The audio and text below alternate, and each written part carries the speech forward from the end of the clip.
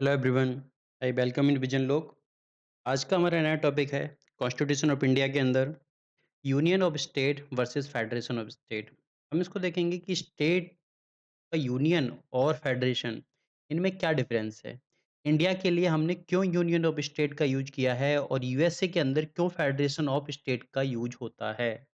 तो हम आज एक फेडरेशन और फेडरल वर्ड पर भी थोड़ा सा डिस्कस करेंगे, व्हाट इज फेडरल और फेडरेशन। हम स्टार्ट करते हैं union of state versus federation. अगर इसमें इसका मतलब हम हिंदी में देखें तो हिंदी में दोनों का मतलब ये आता है संघ। संघ एक तरह से इसको यूनियन भी बोल सकते हैं, लेकिन इनका जो कॉन्स्टिट्यूशन की टर्म में अगर चीज देखेंगे तो थोड़ा सा डिफरेंस आता है। मतलब लीगल टर्म दोनों का डिफरेंट आता है। इसमें यूनियन भी वही चीज होती है, फेडरेशन भी चीज होती है, लेकिन जब हम बात करते हैं union of state and federation of state तो इसकी कहानी स्टार्ट होती है जब अमेरिका के अंदर कॉन्स्टिट्यूशन तैयार होता है और उसके बाद जो सिविल वार स्टार्ट होता है, तो वहाँ से इसकी थोड़ी-थोड़ी डेफ़िनेशन मिलनी स्टार्ट हुई। वहाँ से इसे डिफ़ाइन किया जाता है कि क्या है ये। और उसके लिए हम देखते हैं union of state, that is union that is mention in article 1 of Indian constitution. वहाँ पर यूनियन मेंशन है कि India that is the Bharat is A union of state. लेकिन यूएसए में बात करें तो वहाँ पर चलता है फेडरेशन ऑफ स्टेट। अब यूनियन के लिए अगर हम बात करें तो इसके लिए सबसे पहले हम देखते हैं डॉक्टर बी आर अम्बेडकर ने कॉन्स्टिट्यूशन असेंबली के अंदर, डॉक्टर भीमराव अम्बेडकर ने जो कॉन्स्टिट्यूशन असेंबली की डिस्कशन था, वहाँ पे इस चीज़ को डिफाइन किया था। उन्होंने बहुत अच्छे से इस चीज़ को डिफाइन किया कि यूनियन हमने क्यों रखा है, बल्कि फेडरेशन हमने क्यों नहीं लिया यहाँ पर। तो उन्होंने बोला, पहला पॉइंट आता है उनका कि हम इसको यूनियन क्यों बोल रहे हैं। क्यों? क्योंकि ये इंडिया जो है ये एक यूनाइटेड यूनियन रहा है। लेकिन अगर फेडरेशन की बात करें तो federation depend on different different type of agreement. जैसे यूएसए के अंदर अलग-अलग स्टेट, हम यहाँ पर यूएसए के अंदर 50 स्टेट देखते हैं, तो ये सब स्टेट किसी ना किसी एग्रीमेंट के थ्रू आपस में आए हैं। हमारे 2 स्टेट थे यहाँ पर, एक स्टेट और दूसरा स्टेट। इन दोनों ने आपस में एग्रीमेंट किया और ये दोनों एक साथ आ गए, दैट इज़ कॉल्ड फेडरेशन। ये हमारा फेडरेशन बना। लेकिन इंडिया के टर्म में जो डॉक्टर बी आर अम्बेडकर ने डिफाइन किया है, वहां पर बोला है कि इंडिया जो है वो यूनियन है। India is A union, but ये किसी भी एग्रीमेंट का हिस्सा नहीं है। मतलब ऐसा नहीं है कि कोई एग्रीमेंट हुआ हो, ठीक है, not a result of any agreement. पहली पॉइंट ये रखा उन्होंने। और दूसरा पॉइंट रखे थे डॉक्टर बी आर अम्बेडकर कि यूनियन और फेडरेशन में जो डिफरेंस किया है उन्होंने, कि यूनियन ने मतलब यूनियन का है इंडिया, ठीक है। अब इंडिया ने अपने स्टेट बनाए हैं, नंबर ऑफ स्टेट, जैसे आज के टाइम में देखा 28 स्टेट हैं, तो इंडिया ने अपने स्टेट डिवाइड किए हैं नंबर ऑफ स्टेट। और फेडरेशन में ये चीज उल्टी आती है। फेडरेशन के अंदर जो हमारा फेडरेशन है, उस फेडरेशन ने नंबर ऑफ स्टेट को डिवाइड नहीं किया है। ये चीज रॉन्ग हो जाती है। इन जो हमारे नंबर ऑफ स्टेट हैं, ये एक साथ आए और ये इकट्ठा होकर एक फेडरेशन बनाए। इस वजह से बोलते हैं दैट इज फेडरेशन।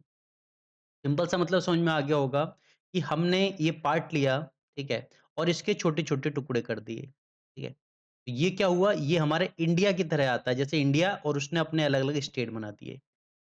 तो ये हमारा हो गया यूनियन। फेडरेशन के अंदर क्या हुआ, इसी टाइप के बहुत छोटे-छोटे टुकड़े थे, बहुत छोटे-छोटे टुकड़े थे, ठीक है। दैट इज़ स्टेट, स्टेट की तरह ही मान लेते हैं। अब ये सब एक साथ आए और इन्होंने क्या किया, एक सब एक साथ मिल गए और ये इन्होंने बना लिया एक, दैट इज़ फेडरेशन। ये हमारा फेडरेशन। मतलब इंडिया जो कंट्री है वहाँ पर स्टेट डिवाइड किए गए हैं अलग-अलग। लेकिन यूएसए की बात करें तो यहाँ पर अलग-अलग स्टेट, जैसे हमारे अलग-अलग स्टेट हो गए, टेक्सास हो गया, नेवाडा हो गया, ये सब स्टेट एक साथ इकट्ठा होते हैं और तब वो यूनाइटेड स्टेट ऑफ अमेरिका बनाते हैं। इसको बोला गया है दैट इज़ फेडरेशन। अब इसकी कहानी के थोड़े पीछे चलते हैं, ये कैसे क्लैरिफाई हुई है। तो इसमें देखते हैं कि पहले at the time of USA constitution, constitution बनने के बाद में वहाँ पे डिफरेंट डिफरेंट टाइप से प्रेसिडेंट इलेक्शन होते रहे। और एक्चुअल में जो यूएसए था, यूएसए के अंदर टोटल 13 स्टेट, 13 स्टेट यहाँ पर थे। इस टाइप के जो 13 स्टेट हैं, इन्होंने इकट्ठा होके एक यूएसए बनाया। और उस यूएसए के अंदर time to time number of state join करते चले गए। ये स्टेट इसने अलग नहीं किए थे, बल्कि यूएसए के अंदर जो स्टेट हैं, वो स्टेट इन 13 स्टेट को ज्वाइन करते चले गए। 13 स्टेट जिन्होंने यूएसए बनाया था, वही अलग-अलग स्टेट आके यहाँ पर ज्वाइन करते चले गए और यूएसए के पास आज के टाइम में 50 स्टेट हैं।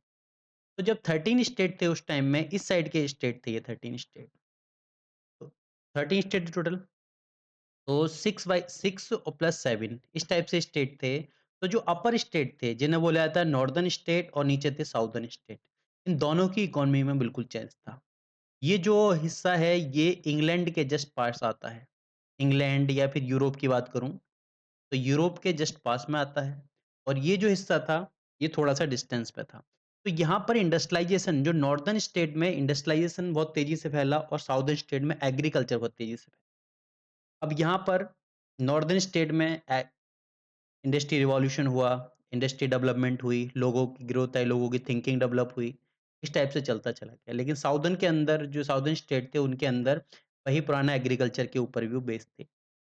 इस वजह से जो यहाँ पर स्लैब लाए जाते थे, यहाँ पर स्लैब लाए जाते थे और स्लैब यहाँ पर रखे जाते थे और उनसे खेती वगैरह ये सारी चीज़ कराई जाती थी। तो इन दोनों में एक चीज़ बहस छिड़ गई ऊपर के स्टेट और साउदर्न स्टेट में, कि स्लैब को हम बंद करना चाहिए, कि मतलब किसी इंसान को गुलाम बना के उससे काम करवाना गलत है, क्योंकि यहाँ पर एनलाइटमेंट हो चुका था। एक पुनर्जागरण काल आता, वो यहाँ पर आ चुका था ऑलरेडी, लोग डेवलप हो चुके थे, लिबर्टी, फ्रेटर्निटी इन सब की बात होने लगी। लेकिन साउदर्न स्टेट स्लैब के ऊपर ही डिपेंड थे और इन दोनों के बीच में कोल्ड वॉर स्टार्ट हो गया। तो बोला गया सिविल वॉर। और इस सिविल वॉर में बोला गया, एक प्रेसिडेंट का इलेक्शन हुआ जिसमें अब्राहम लिंकन आए थे। तो उससे पहले ही एक स्टेट था जिसका नाम था कोरोलिना, ये हमारा आता है कोरोलिना। तो ये जो स्टेट है कोरोलिना, इसने दिसंबर 1860 में ये बोल दिया कि मैं जो फेडरेशन बनाया है यूएसए, 13 स्टेट का यूएसए जो बनाया है, हम इससे बाहर आते हैं। मतलब इससे हम क्या कर रहे हैं, हम इससे सिसीड कर रहे हैं। उस टाइम वर्ड यूज किया गया सिसीड, ये आज भी यूज होता है। सिसीड मतलब हमने जो फेडरेशन बनाया, हम इसको छोड़ के बाहर आ रहे हैं। ठीक है? अब इनके बीच में काफ़ी ज़्यादा कॉन्फ्लिक्ट क्रिएट हो गया और इस टाइप से सिविल वॉर स्टार्ट हुआ, फाइनली सिविल वॉर खत्म हुआ और सेसीड करने का ऑप्शन ही पूरी पूरी तरह से खत्म कर दिया गया। तब बात आई कि फेडरेशन के पास सेसीड होने की, मतलब बाहर जाने की पावर है या नहीं है? तो फाइनल डिसीजन ये हुआ कि सेसीड करने की पावर किसी के पास नहीं। तो यहीं से स्टार्ट होती है फेडरेशन और यूनियन का डिफरेंस। ठीक है? तो इंडिया को according to doctor B R Ambedkar ये बोला गया कि इंडिया के लिए यूनियन ही रहेगा। हम फेडरेशन यूज़ नहीं करेंगे, लेकिन इंडिया का स्ट्रक्चर, जो कॉन्स्टिट्यूशनल स्ट्रक्चर है, that is a federal structure. Federal structure मतलब यहाँ पर यूनियन प्लस स्टेट दोनों की पावर डिवाइड है, दोनों की अलग-अलग पावर डिवाइड है। जैसे डिफेंस का काम यूनियन देखता है और पुलिस का काम स्टेट के पास है। ठीक है? तो दोनों की पावर डिवाइड है। कोई स्टेट चाहे तो डिफेंस या आर्मी के मामले में इंटरफेयर कर दे, नहीं कर सकता। यूनियन चाहे पुलिस के मामले में इंटरफेयर कर दे, नहीं कर सकता। एक्सेप्ट प्रेसिडेंट रूल ना हो। इसको बोला गया है इंडिया को that is a quasi federal, इसी वजह से, मतलब कंप्लीट फेडरल नहीं है ये। ठीक है? तो यहाँ पर इस वजह से इंडिया के अंदर यूनियन बोला गया और यही डिफरेंस आता है यूनियन और फेडरेशन के अंदर। तो ये था हमारा difference between union of state and federation of state.